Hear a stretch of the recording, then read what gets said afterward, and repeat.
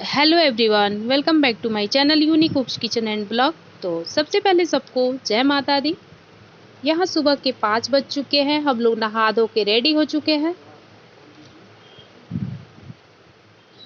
पहले वीडियो में तो आप लोग देख ही चुके होंगे कि हम लोग आए हैं वैष्णो माँ का दर्शन करने। वीडियो थोड़ा लेट पड़ रहा है क्योंकि थकान बहुत ज़्यादा हो गई थी, चलाई भी बहुत हो गई थी हम लोगों की। और अब हम लोग निकल पड़े रूम से RFID कार्ड के लिए। RFID कार्ड के लिए हम लोगों को बहुत दूर नहीं जाना पड़ा था। हम लोग काउंटर के पास ही रखे थे, अपना होटल लिए थे।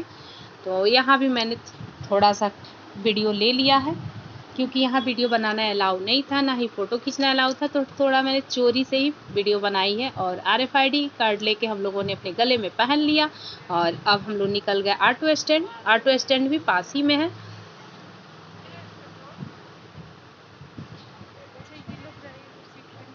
फिर ऑटो वाले भैया से हम लोगों ने बात करके और बाणगंगा के लिए बुक कर लिया और निकल पड़े बाणगंगा। हम लोगों के रूम से बाणगंगा की दूरी 2 ही किलोमीटर थी।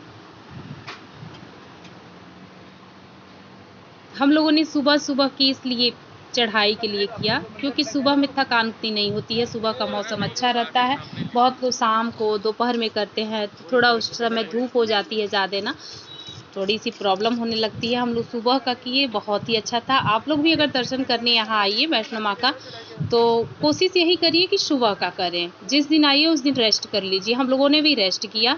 रेस्ट करने से ये रहती है कि जो ट्रेन में बैठ के लेट के आने से जो थकान रहती है वो दूर हो जाती है। और सुबह का जो चढ़ाई करते हैं हम लोग ना, उसमें थकान उतनी ज़्यादा नहीं होती है। हम लोगों का तो मन भी था कि ऊपर जाके हम लोग नहाएंगे, बट ऊपर हम लोग नहीं गए क्योंकि वीडियो में मैंने देखा था कि ऊपर पानी बहुत ठंडा रहता है। तो हम लोग की कोशिश यही थी कि हम लोग सुबह होटल से ही नहा लेंगे और नहा के व्रत रहेंगे और वैसे ही जाएंगे। तो मैंने अपने पर्स में रख लिया था। रास्ते में कुछ खाना पीना तो था नहीं रास्ते का। तो मैं यहाँ गुड़ जो होता है, शॉर्ट वाली गुड़, उसमें वही मैंने रख लिया था, जिसमें गुड़ लिया था और पेड़ा लिया था।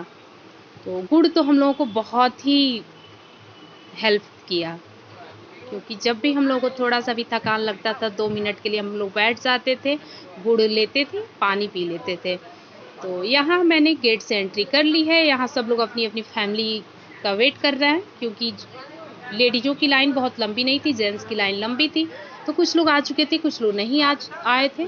तो मैं भी यहाँ अपने पतिदेव का इंतज़ार ही कर रही थी। तो थोड़ी ही देर में वो भी आ गए और फिर हम लोग निकल पड़े। हम लोगों ने यहाँ बाणगंगा की गेट से एंट्री अंदर कर ली है और अब हम लोग की चढ़ाई यहाँ से शुरू हो चुकी पैदल चलने की। कोशिश तो यही है कि हम लोग पैदल चलेंगे और पैदल भी हम लोग चढ़ाई भी कर लिए थे। सोचे थे कि बहुत ज़्यादा अगर थकान होगी तो हम लोग घोड़े की सवारी ले लेंगे, लेकिन नहीं लेना पड़ा। और ये रास्ते में फ़ोटो क्लिक करने के लिए, जैसे जिसको मन करे वो जाके अपना फ़ोटो खिंचवा ले, उसी के लिए अपनी अपनी शॉप सजा के ये लोग रखे थे कुछ कुछ दूरी पे। तो बहुत ही अच्छा लग रहा था। यहाँ जैसे वैष्णो माँ का 3 पिंडी है, वैसे इन लोगों ने भी सजा के रखा था 3-3 पिंडियाँ, सारे देवी देवता ऐसे ही था। बहुत ही खूबसूरत लग रहा था ये सब नज़ारा देखने में। ये बाणगंगा माँ का मंदिर है।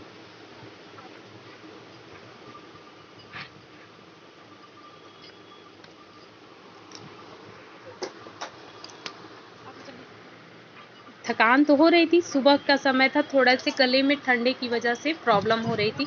तो आगे चल के हम लोगों ने कैप पहन लिया। ये है बाणगंगा का वाथिंग घाट, जहाँ हम लोग आए और अपने हाथों को और फेसों को थोड़ा सा धो लिया और छींटा ले लिया। बहुत लोग तो यहाँ नहाते भी हैं, तो जो नहीं नहाते हैं वो यहाँ के पानी से अपने ऊपर छींटा मार लेते हैं। हम लोगों ने भी वही किया, एक एक करके। और फिर हम लोगों ने यहाँ से चढ़ाई शुरू कर दी अपनी।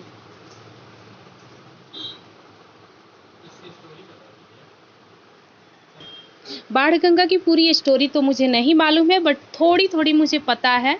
थोड़ा सा मुझे भी मालूम है कि जो ये बाणगंगा है, यहाँ हनुमान जी को प्यास लगी थी, तो वैष्णो माँ जो है वो अपने तीर से यहाँ से जल निकाली थी, पानी निकाली थी उनकी प्यास को बुझाने के लिए। और यही वो पानी पिए और माँ वैष्णो ने यहीं अपने बाल भी धुले थे इसी गंगा से, इसीलिए इस जगह का नाम बाण गंगा पड़ा। और रास्ते में जाते जाते हवा थोड़ी तेज चल रही थी, तो हम लोगों के बैग में स्वेटर मतलब जैकेट और हम लोगों ने कैप रख लिया था। तो जब कानों में ज़्यादा ठंड लग रही थी ना, तो गले में थोड़ी सी मुझे प्रॉब्लम हो रही थी, तो हम लोग यहाँ अपने कैप निकाल के पहन लिए थे ठंड से बचने के लिए। तो कभी भी चढ़ाई करिए, यहाँ के मौसम का कोई ठिकाना नहीं होता है, कब धूप निकलेगी, कब अचानक से बारिश आने लगेगी। तो बैग में अपने किसी भी मौसम में आइए, अपने बैग में स्वेटर कैप ये सब रख के ज़रूर लाइए। और ये है चरट पादुका मंदिर, जहाँ आते वक्त हम लोग सोचे सुबह ही दर्शन कर लेंगे, बट सुबह के बज रहे थे 6 और यहाँ के पुजारी से हम लोगों ने पूछा तो उन्होंने बताया कि नहीं 8 बजे से यहाँ एंट्री होती है दर्शन के लिए। तो फिर हम लोग माता रानी का दर्शन करने के लिए आगे बढ़ गए। ये चरट पादुका वही मंदिर है जहाँ माता वैष्णो देवी ने पीछे मुड़ के देखा था कि काल भैरव अभी कहाँ तक, भैरवनाथ अभी कहाँ तक आए हैं। हमको बार बार निकल जाता है काल भैरव, तो प्लीज़ आप लोग समझ जाइएगा कि भैरवनाथ, क्योंकि मेरे मुंह से अक्सर बनारस में जो काल भैरव हैं उन्हीं का नाम निकलता है। तो माता वैष्णो देवी ने जो पीछे मुड़ के देखा था कि कहाँ तक भैरवनाथ पहुँचे हैं, तो यही उनके चरण के जो चिन्ह होते हैं, दोनों चरण के चिन्ह उखड़े थे। तो यहाँ वही चरण पादुका मंदिर है ये।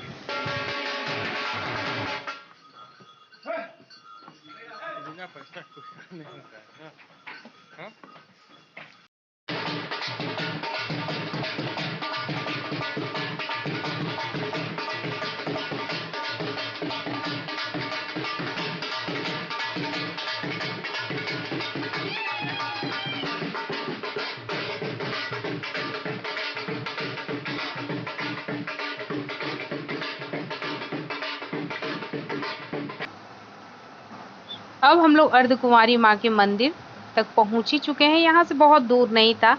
तो थोड़ा मंदिर दिखाई देने के बाद हम लोग की थकान एकदम से गायब हो गई, कि यहाँ आने के बाद लगा कि चलो अब तो हम लोग बहुत दूर और बहुत नहीं चलना पड़ेगा, थोड़ी दूर और चलना है। हिम्मत मिली यहाँ आने के बाद। थोड़ी देर हम लोग यहाँ आगे चल के बैठे थे, 5 मिनट, बहुत ज़्यादा नहीं, 5 मिनट हम लोगों ने रेस्ट किया था और फिर अपनी चढ़ाई हम लोग शुरू कर दिए थे।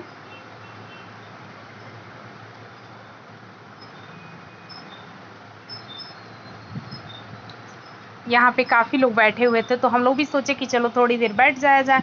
तो 5 मिनट तक हम लोग बैठे और यहाँ से मंदिर का दर्शन भी कर रहे थे, फ़ोटो क्लिक किए, वीडियो लिए। जो व्यू दिख रहा था बहुत ही खूबसूरत था, तो वीडियो में मैंने थोड़ा बहुत व्यू ले लिया।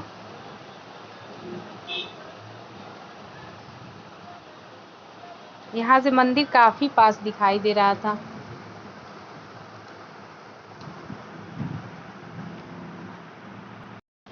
यहाँ से हम लोग थोड़ी देर बैठने के बाद फिर निकल लिए चढ़ाई के लिए। गुड़ और पानी पी लिए और फिर निकल लिए चढ़ाई के लिए। फ़ोटो जो भी लेना था वो हम लोगों ने ले लिया। और रास्ते पर हम लोग माता का जयकारा लगाते हुए गए थे। 2 ही लोग थे, बट अच्छा लगा। थोड़े कुछ का ज़्यादा लोग रहते हैं तो और मज़ा आता है, 2 4 10 लोग रहते हैं तो और मज़ा आता है। यहाँ मैं अपना खुद का वॉइस डाली होती जो वीडियो में बोली थी, बट ये था कि रास्ते भर स्पीकर लगा हुआ था, जो माँ के भवन में गाने बज रहे थे, भजन कीर्तन हो रहे थे, वो सब मेरे वीडियो में आ रहे थे, तो कॉपीराइट क्लेम की वजह से मैंने म्यूट कर दिया है।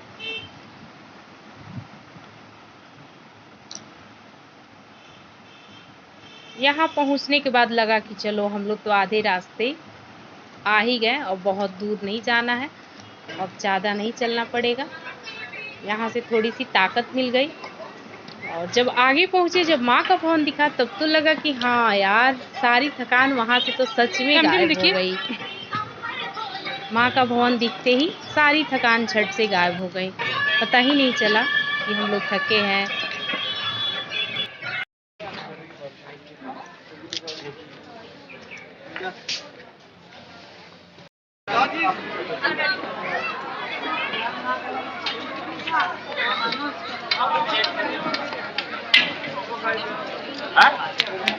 कहाँ?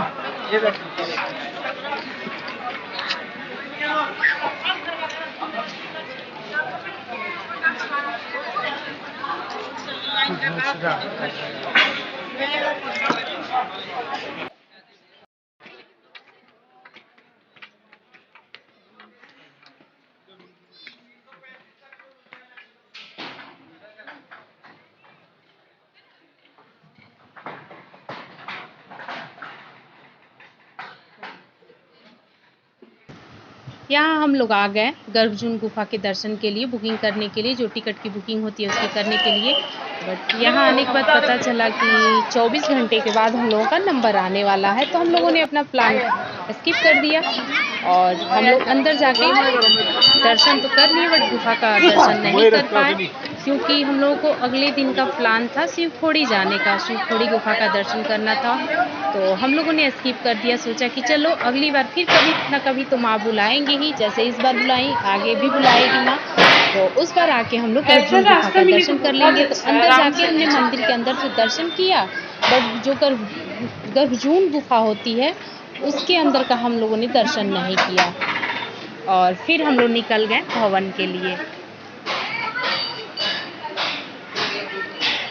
अर्धकुमारी माँ के गुफा से 2 रास्ते जाते हैं, एक तो पुराना जो हाथी मत्था वाला रास्ता है और एक जो नया बना है वो है। तो कभी भी आप आए तो हाथी मत्थे वाले से न आए, क्योंकि उसकी बहुत खड़ी चढ़ाई होती है। और जिस रास्ते से हमने एंट्री की है, एक गुफा दिखा होगा, गुफे सा दिख रहा है जो, तो उसके अंदर से जो मैंने एंट्री की वो रास्ता बहुत ही आसान है आने के लिए, बहुत खड़ी चढ़ाई नहीं है, उसकी चढ़ाई बहुत ही सही है। तो आप लोग भी इसी रास्ते हैं, कभी भी हाथी मत्थे वाले रास्ते से चढ़ाई ना करें।